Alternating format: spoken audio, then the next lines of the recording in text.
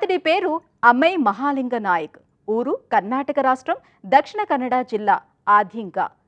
యజమాని రాసిచ్చిన కొండ పొలాన్ని కళ్లకు అద్దుకొని తీసుకున్నాడు. ఎడారి లాంటి కొండ చేను అది. చుక్క నీరు లేదు. కానీ మహాలింగ నాయక్ ఆశలింకిపోలేదు. ఓ మహాసంకల్పము ముందుకు నడిపించింది.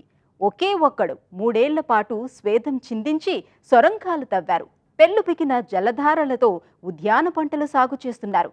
దశాబ్దాల అతడి కలల క్షేత్రం నేటికి సందర్శకులను ఆకర్షిస్తోంది. మనసుంటే మార్గం ఉంటుందంటారు. కర్ణాటక ప్రజలు అపర భగీరథుడిగా భావిస్తున్న మహాలింగ నాయక్ మనసుంది, మహా సంకల్పమూ ఉంది. ఆద్యంక అనే ఓ చిన్న గ్రామం సమీపాన ఆయన బంజరు భూమిని ఉద్యాన పంటల క్షేత్రంగా తీర్చిదిద్దారు. ఈ స్ఫూర్తిదాయక కథ వెనుక అతడి అనుభవం, అచంచల విశ్వాసం, సత్సంకల్పం ఉన్నాయి. ఆయన్ని స్థానికులు మంగళూరు మాంత్రికుడని, అద్భుత వ్యక్తి అని పిలుస్తున్నారు. మహాలింగ నాయక్ ఓ సాధారణ రైతు కూలి. కొండమీద పనికిరాని రాతి నేలలో కష్టపడి పంటలు పండించి యజమానికి నమ్మకంగా సేవ చేశాడు. అతడి 25 ఏళ్ల నిస్వార్థ సేవను మెచ్చిన యజమాని ఓ గొప్ప కానుక ఇచ్చారు. 1978లో 2 ఎకరాల పొలం రాసిచ్చారు. ఇది కన్నడ జిల్లా ఆద్యింక దగ్గర అమై కొండల్లో ఉంది. ಅವರು 2 ಎಕರೆ ಚಿಲ್ಲರೆ ಜಮೀನಿ ಅವರು ಕೊಟ್ಟಿದ್ದಾರೆ. నా సేవకు మెచ్చిన భూ యజమాని నాకు 2 ఎకరాల పొలం రాసిచ్చారు. కానీ నీళ్లు లేవు. ఇంతకు ముందు ఈ భూమిని చదును చేసి వరి వేశాం. 3 ఏళ్లలో 3 సొరంగాలు తవ్వాను. కానీ నీళ్లు పడలేదు. దీనిపై జనం రకరకాలుగా మాట్లాడుకోసాగారు. నేను కూలి పని నుంచి ఇంటికొచ్చాక రాత్రి సొరంగం తవ్వే పని చేశాను. ಒಂದೇ ಸಮಾಧಾನ ಮಾಡುವುದು ಅಲ್ಲದ್ರೆ ಸೊರಂಗ ಕೆಲಸ ಎಂತಾದ್ರು ಮಾಡಿಕೊಂಡು ಎದ್ದದು. ఎలాగైతేనేం మహాలింగ నాయక్ కల నెరవేరింది. పొలమిచ్చారు సరే, జలమేది? నాయక్లో ఒకంత నిరాశ. నేల నుంచి నీటినెలా తేవాలన్న ప్రశ్న తొలిచింది.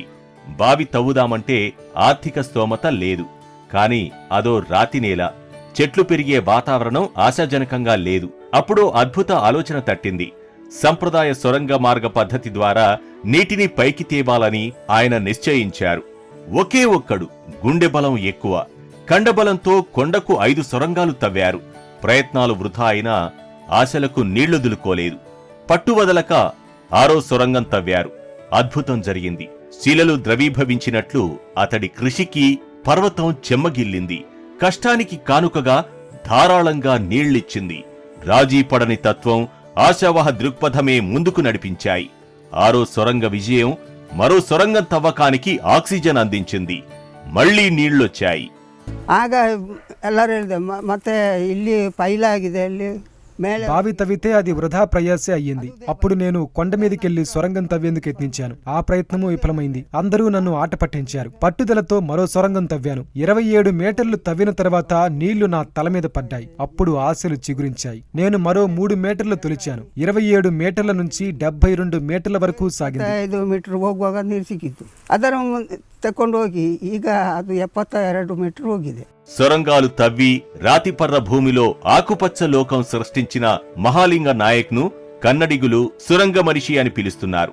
ఒక పని చేయగలమన్న లక్ష్యం, దృక్పథం ఉండాలే కాని ఎలా ఉపయోగించుకోవచ్చో నాయక్ నిరూపించారు. మన సామర్థ్యాన్ని మనకు జ్ఞాపకం చేస్తోంది.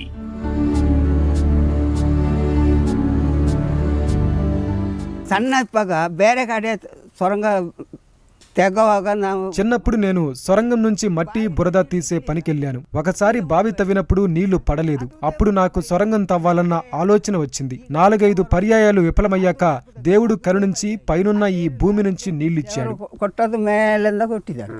మహాలింగ నాయక్ విజయం నమ్మలేని నిజం. మోటారు పంపు, సేంద్రియ వ్యవసాయోత్పత్తుల కోసం విద్యుత్ కానీ లేకుండా ఒక రాళ్లతో గోడ కట్టి చిన్న చెరువును సృష్టించాడు. తన కొండ పొలంలో 300 పోక చెట్లు, అనేక కొబ్బరి చెట్లు, అరటి చెట్లు ఉన్నాయి. మిరియాల తీగలు, కోకో చెట్లు పెంచుతున్నారు.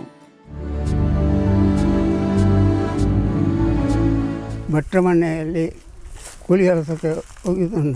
ಅಲ್ಲಿ ಒಕ್ಕಲಾಗಿ ಇದ್ದೆ ನಾನು.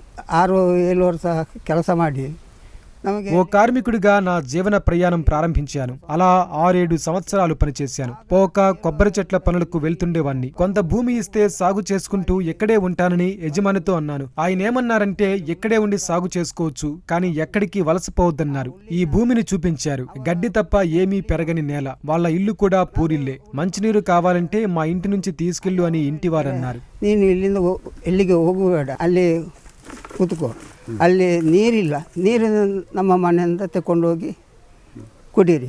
సొరంగాలు తవ్వి బంజరు భూమిని బంగారు భూమిగా మార్చిన మహాలింగ నాయక్ వినూత్న కృషిని భారత ప్రభుత్వం గుర్తించింది. ఎటువంటి ఇంధనం వాడకుండా బిందు సేద్య పద్ధతిలో పంటలు పండిస్తున్న అతణ్ణి ప్రశంసిస్తూ పద్మశ్రీ పురస్కారంతో సత్కరించింది. 40 ఏళ్ల నాటి తోట వల్ల ఆయన స్వయం పోషకత్వాన్ని సాధించారు. ఉద్యాన పంటలను పండిస్తున్నారు. ఏటా వేలాది సందర్శకులు వచ్చి ఆయన సాగు పద్ధతులను అధ్యయనం చేసి వెళుతుంటారు. ನೀರು ಮಳೆಗಾಲಲ್ಲೂ ಉಂಟು, ಬೇಸಿಗೆಗಾಲಲ್ಲೂ ಬರ್ತದೆ. ಅದರ ನಂತರ ಕೃಷಿ ಮಾಡಿದ್ದು.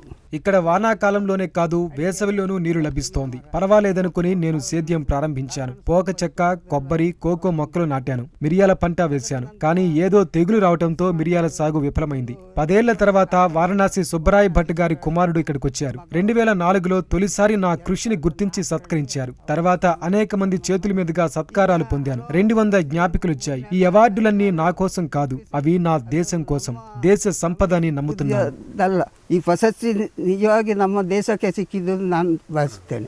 నాయక్ కథనాన్ని తొలిసారి సేద్యరంగ నిపుణులు ఆఫ్ ఆదికే పత్రిక సంపాదకుడు పాద్రే వ్యవసాయ పత్రికలో ప్రపంచం దృష్టికి తెచ్చారు. బంజరు భూమి లాంటి కొండ పొలంలో మహాలింగ నాయక్ సుస్థిర సుజల వనరును అభివృద్ధి చేశారు. ఆ కొండ మీద అతడే ఒక సైన్యం.